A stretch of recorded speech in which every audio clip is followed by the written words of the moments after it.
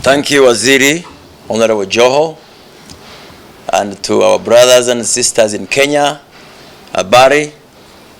Our Kiswahili is always sick, so let's speak English until it gets properly treated. Then we can communicate in Kiswahili. I will strictly address issues of fishing. The arrests in the lake on our side do not necessarily target Kenyan fishermen only. The operations there are for people who do illegal fishing. So sometimes I think people either are arrested mistakenly or maybe there are certain offenses. I do not have a particular case I am aware of that I can articulate. But this framework, of course, if we coordinate licensing, our officials will know the licensed actors from the Kenyan side and vice versa. So there can never be any other incidents like that. You shouldn't hear that. So how does never in disaster go along? I don't know. My name is disaster. There's a serious disconnect. Yes. Hey, mulifika haraka watu wa Citizen? Huh? We are on the wrong side. Ladies and gentlemen, let me first of all begin by appreciating the visit by my colleague or counterpart from Uganda, the Honorable Frank Tumwebaze, who is here on official visit together with His Excellency President Yoweri Kaguta Museveni. As you all are aware, yesterday we had a bilateral between our two presidents that agreed on certain action or plan that would have required us to have discussions and plan on execution. So yesterday, during the visit of the President of the Republic of Uganda, there was a framework that touched on our ministry, both my ministry and my brother's ministry, on matters to do on the lake and largely fisheries that would touch on cooperation, coordination, and the challenges we have been facing over the period, and most particular issues of enforcement that have affected our fisher folk for a long time, and how we probably need to streamline going forward issues of creating licenses framework that will enable Kenyan fisher folk or Kenyan participants in the field of fishing have ease in accessing the Ugandan waters in a manner that is clear and supported by some kind of a framework. So yesterday we signed the MOU. Today we have had the first engagement at ministerial level.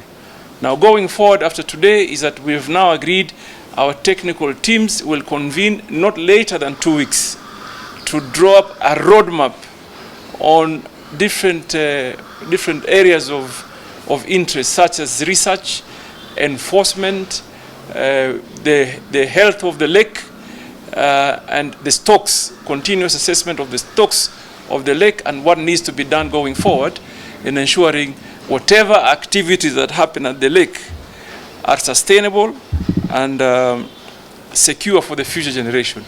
So I would like to introduce my brother, the Honorable Minister, to possibly say some few words. I know some of you are eager to hear from him, and I'm certain you have many questions. Minister, yesterday when I got home, some of the senior editors called me to say, now finally you have engaged Uganda. I hope from now going forward, our people around the lake area will start feeling safe in the space of fishing. So, Minister, if you can say 1 or 2 words. Thank you. Thank you. Thank you, Waziri, Honorable Joho, and to our brothers and sisters in Kenya, Habari.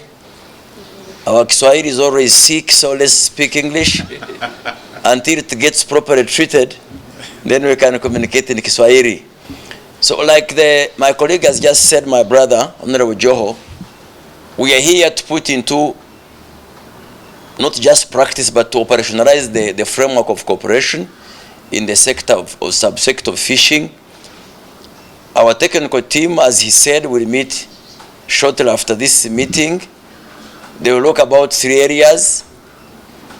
We will ensure that our licensing framework is coordinated on both sides of the lake, such that the people from Kenya who are legitimate fishermen and women licensed to fish, are given the same protection from our side, and vice versa.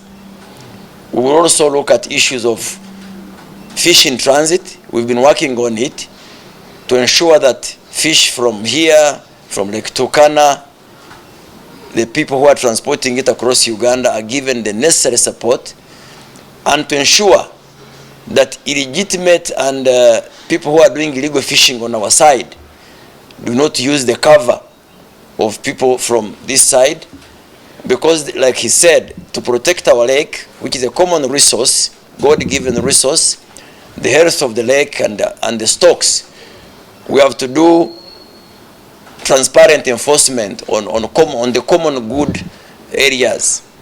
If we don't fight overfishing, if we don't fight sustainable use of the lake, then there is no resource stock of tomorrow.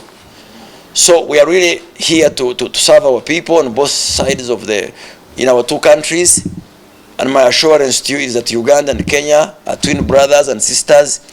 There cannot be anything that we shall leave undone that doesn't benefit our people. I want to thank my colleague for the hospitality and for receiving me here at his office. I thank you. In the recent past, we've seen Kenyan fishermen being arrested by Uganda, and this has somehow caused problems with the fishermen, feeling that the Ugandan forces are somewhat harassing them. So are we going to see the end of this kind of arrests, or is the Uganda considering withdrawing the Ugandan from Our restriction address issues of fishing. The arrests in the lake on our side do not necessarily target Kenyan fishermen only. The operations there are for people who do illegal fishing. So sometimes I think people either are arrested mistakenly, or maybe there are certain offenses. I do not have a particular case I am aware of that I can articulate. But this framework, of course, if we coordinate licensing, our officials will know the licensed actors from the Kenyan side and vice versa. So there can never be any other incidents like that. And even if there is to be an arrest that is lawful, there will be a mechanism of sharing information, why the arrest, and with all the particulars. So those are the issues we shall really be addressing. If we coordinate mutual exploitation of the lake resources, all those issues will be addressed amicably. Yeah. So just one question for me. Maybe have you guys agreed on how these resources are going to be shared? Maybe you have You see, first of all, to manage a resource such as that one requires a lot of collaboration and engagement. And we listed but a few this morning.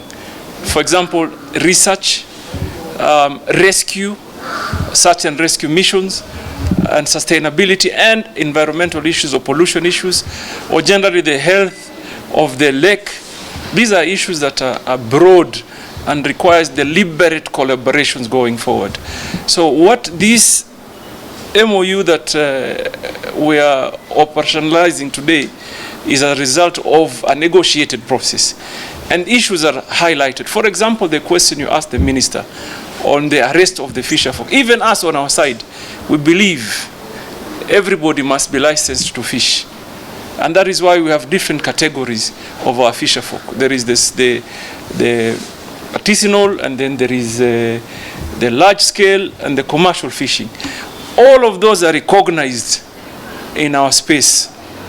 And therefore what we ought to do as a department is to coordinate and create a framework of recognition, so that if a fisher folk comes from Uganda and shows some document that we all have agreed upon, it becomes easier for them to be supported, and even for us to be aware who is in our waters, not only for illegal fishing, but also for rescuing. Because there are many incidents where our fisherfolk just disappear. And because we have no idea who is in our waters, same to my brother in Uganda, he needs to also know who is in the waters of Uganda. So in case of any danger, then we can be able to react quickly. So this framework here will see now our institutions being able to work together going forward and address generally all the issues that affect the fisher population, the commercial viability, to enhance production. We've had discussions, for example, we are building, we have a project in Namarit that will enable us to produce fingerlings at optimum of about 21 million. We're looking at the numbers today, and we're seeing that even if we feed to our BMUs, we'll still have a surplus. So should we not coordinate with Uganda, for example, and tell them we will produce tilapia? Let's see if we can produce another species, like the Nile perch, and so that we constantly restock the lake as we diversify means of ensuring we have other source of tapping into the potential. So we have now a framework. What is important is that we now have a framework that will enable us to come together.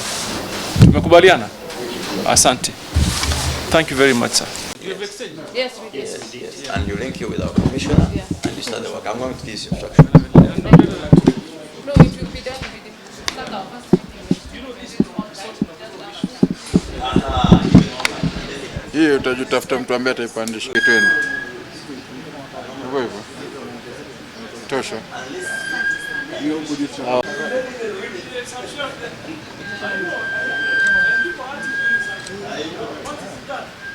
Ambia tulie kwanza. John. Okay. Okay, people.